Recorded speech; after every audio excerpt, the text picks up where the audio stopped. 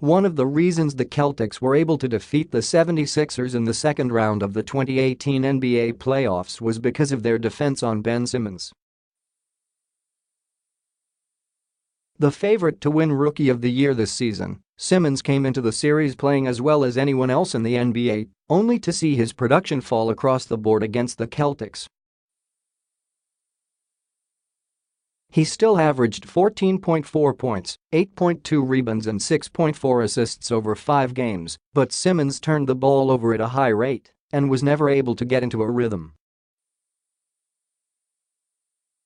It contributed to the 76ers scoring a miserable 98.2 points per 100 possessions when Simmons was on the court compared to 117.9 when he was on the bench. For the Celtics to keep their magical season alive, they'll need to have similar success defending LeBron James in the next round.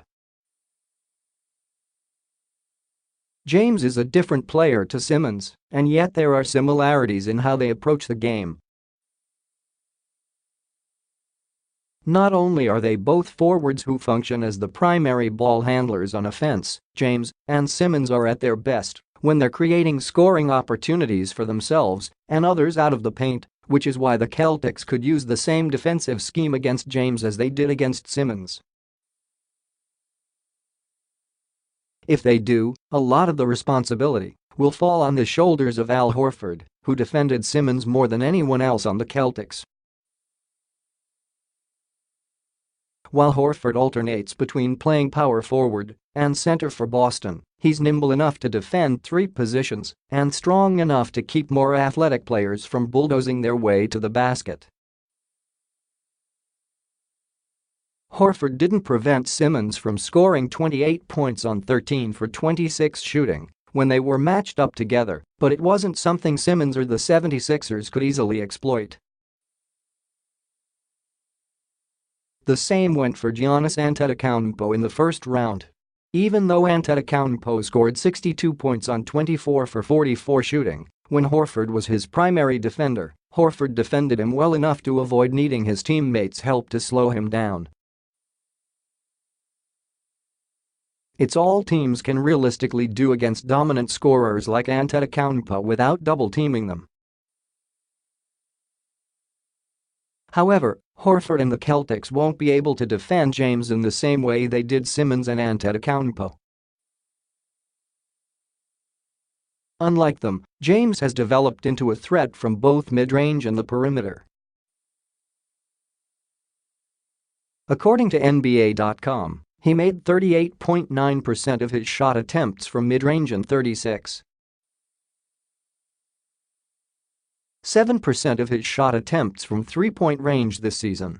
His three-point shot has slipped in the playoffs, but he's converted 52.1% of his mid-range attempts thus far. For that reason, the Celtics might look elsewhere on their roster. The player who defended Simmons the second most in Boston's series against Philadelphia was Marcus Morris. Morris has more success guarding Simmons than Horford, holding him to a total of 7 points on 3 for 13 shooting.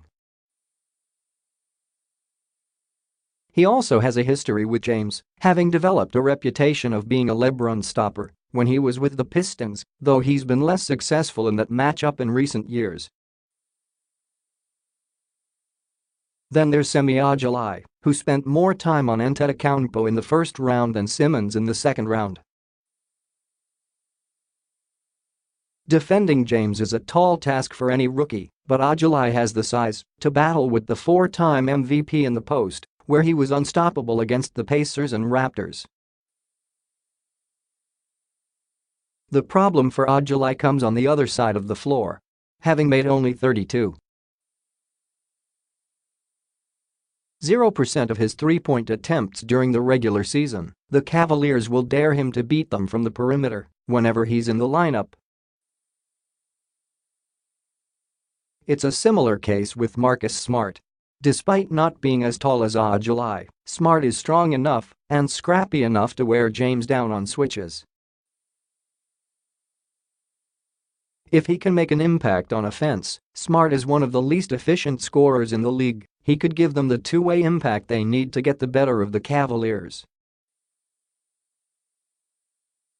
Jaylen Brown and Jason Tatum are also options for Stevens, but Brown is dealing with a hamstring injury and Tatum's scoring is too valuable for them to have him chase James around on defense. Based on how much the Celtics struggle to score when they are on the bench, they can't afford for Brown or Tatum to get into foul trouble when defending James either. The combination means the Celtics will defend James by committee.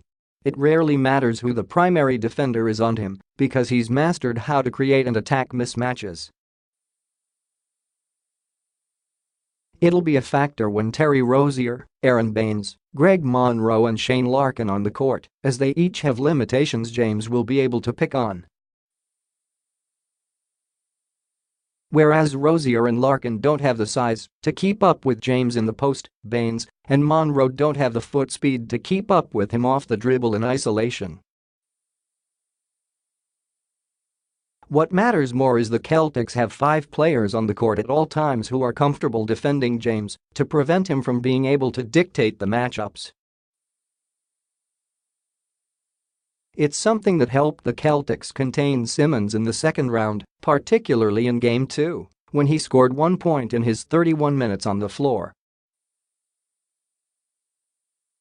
Al Horford starts the game on Simmons. Brad Stevens said. Marcus Morris, July, Marcus Smart will just rotate.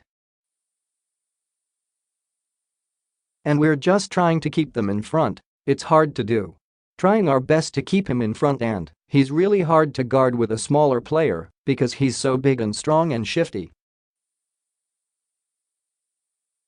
So, we're fortunate to have a bunch of bodies to be able to kind of rotate guys. Simmons and Antetokounmpo prepared them from this moment. Now it's time to see if it helps them do what the Pacers and Raptors couldn't.